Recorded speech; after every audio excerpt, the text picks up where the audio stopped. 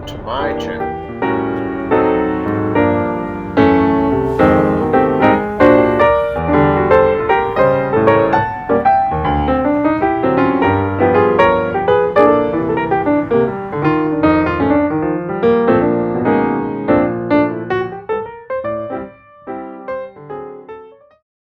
Just Read the Art Teacher here.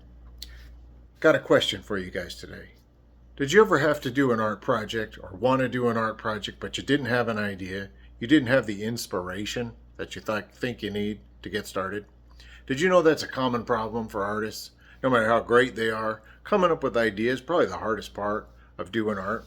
Once you have an idea, you could probably make it happen. Well, since it's a common problem, artists have common solutions to these things. One of them is to find some inspiration through a source that's always there. The most common one is nature. Today we're going to learn how to make art in the style of an artist named Georgia O'Keeffe. She was a painter from the 20th century. She got her start in New York City, and then she went out to the American Southwest, which is a part of the country that has really beautiful nature, and she really took a lot of inspiration from things like flowers, driftwood, the sunset, rocks, and other natural objects that she could focus way in on and let them tell the story and let them come up with the idea. So today we're going to find some objects in nature. We're going to go for a walk and I'm going to take photographs. I hope you do the same thing. When we come back, I can show you how to turn those cool photographs of super up close, beautiful objects that you're going to see if you go outside into a really cool picture.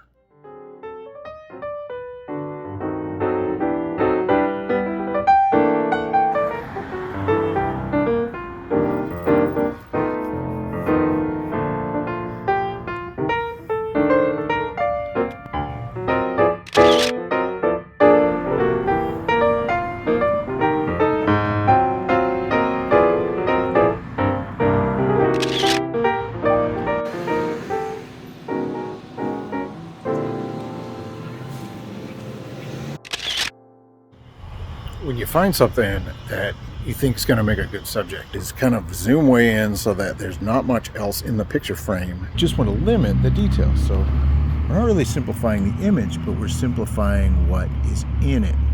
So we want to zoom way in, and that's the picture that we want to take.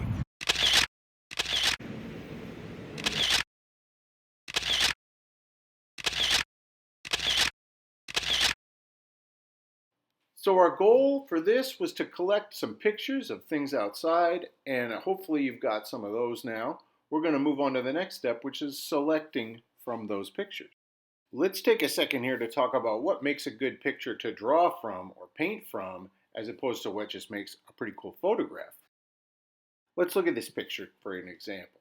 The reddish leaf that's closest to us is going to be the main focus of the picture. Everything else is in the background. I would argue that this picture has too much background and not enough of the main character, which is the red leaves. So I would say this picture is a no-go.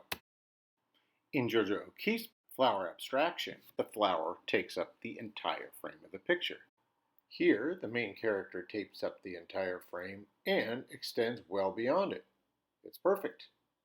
Here, the main subject extends almost to the border, some places beyond it, but dominates the frame. It'll work.